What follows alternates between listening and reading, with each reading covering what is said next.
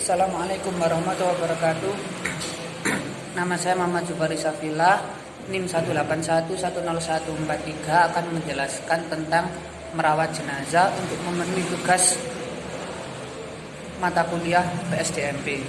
Jadi yang pertama yaitu hal-hal yang dilakukan sesaat setelah meninggal.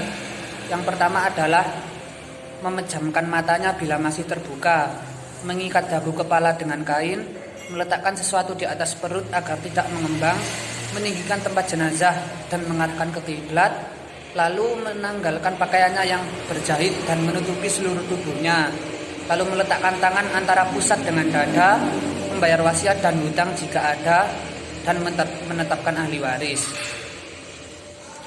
Dan kewajiban muslim atau muslimat ketika ada jenazah itu ada 4. Yang pertama yaitu memandikan, mengkafani, mensolatkan, dan menguburkan. Dalam memandikan jenazah, maka syarat-syarat jenazah yang harus dimandikan yaitu muslim atau muslimat, anggota badan masih ada sekalipun sebagian tertinggal. Lalu jenazah bukan mati syahid atau mati berperang di jalan Allah, sesuai hadis Nabi dari Jabir yang artinya, sesungguhnya Nabi Muhammad telah memerintahkan terhadap orang yang gugur dalam perang Uhud supaya dikuburkan dengan darah mereka, tidak dimandikan dan tidak disolatkan. Adapun cara memandikan jenazah adalah ditempatkan di tempat yang terlindung dari panas matahari, lalu terlindung dari hujan, dan terlindung dari pandangan orang banyak, dan di tempat yang agak tinggi. Lalu jenazah dipakaikan pakaian basahan, kain mandi, dan aurat tetap tertutup. Dan yang memandikan sebaiknya memakai sarung tangan, membersihkan kotoran dan najis yang ada di anggota badan jenazah. Jenazah diangkat perutnya,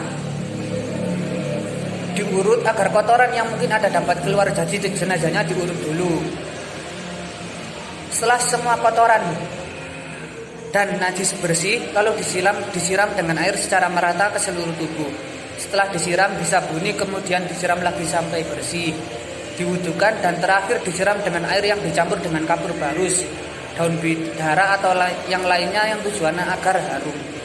Jika keluar najis setelah dimandikan dan mengenai tubuh, maka najis harus dibuang dan jenazah dimandikan lagi. Keringkan jenazah dengan handuk dan lain-lain. Sebelum dikafani, berikan harum-haruman atau wangi-wangian di bagian yang dipakai bersujud pada bagian kepala dan jenggot.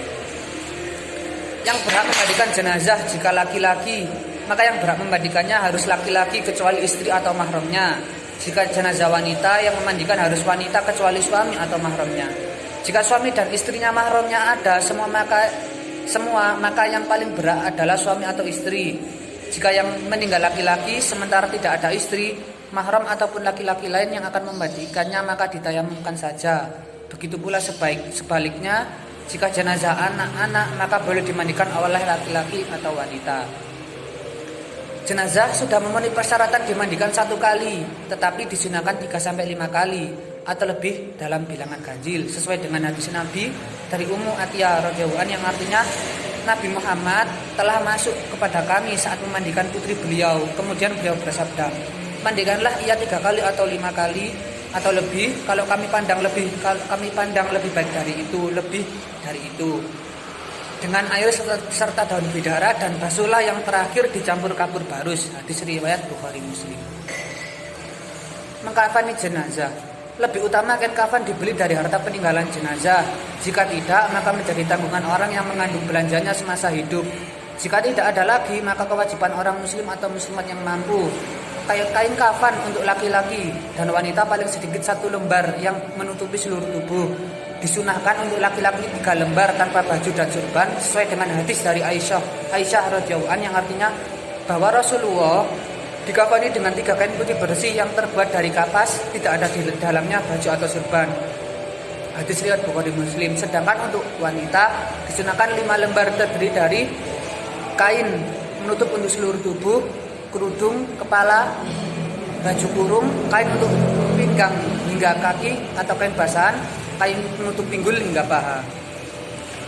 Cara mengkafani jenazah laki-laki yaitu pertama, datangkan kain sehelai demi sehelai sehingga lembaran diberikan wangi-wangian seperti kapur barus dan lain-lain. Angkatlah jenazah dalam keadaan tertutup dengan kain, dan letakkan di atas kain kafan memanjang, lalu taburi wangi-wangian. Semutkan kain kafan sebelah kanan yang paling atas, kemudian ujung sebelah kiri, demikian seterusnya selembar demi selembar. Ikatlah jenazah dengan tali yang sudah disiapkan di bawah kain. Sebelumnya diikatkan jenazah dengan tali yang sudah disiapkan di bawah kain tadi terlebih dahulu, 3 atau 5 ikatan, dan lepaskan tali tersebut ketika jenazah sudah diletakkan di alam kubur. Sementara cara mengkafani jenazah wanita yaitu susunlah kain kafan yang sudah dipotong-potong dengan urutan. Lembar pertama yang paling bawah untuk menutupi seluruh tubuh, lembar kedua yaitu kerudung kepala, lembar ketiga untuk baju kurung, lembar keempat untuk pinggang hingga kaki, lembar kelima untuk menutupi pinggul dan paha. Urutan ini adalah urutan kain kafan. Angkatlah jenazah dalam keadaan tertutup, letakkan di atas kain kafan dan taburi wangi-wangian atau kapur barus. Ikatlah kain penutup kedua pahanya, pasangkan kain sarungnya, pakaikan baju kurungnya dan dadi rambutnya 3 kepang dan julurkan ke belakang, pakaikan tutup kepala.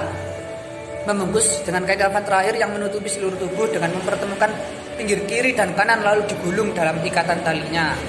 Mensalatkan jenazah. Salat jenazah adalah salat yang dilakukan 4 takbir dalam rangka mendoakan orang muslim atau muslimat yang meninggal sesuai hadis Nabi, yang artinya bersabda Rasulullah SAW, "Salatkanlah olehmu orang-orang yang meninggal."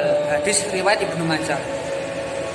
Syarat-syarat salat jenazah: yang pertama, menutup aurat, suci dari hadas kecil dan besar, bersih badan, pakaian dan tempat dari najis serta menghadap kiblat.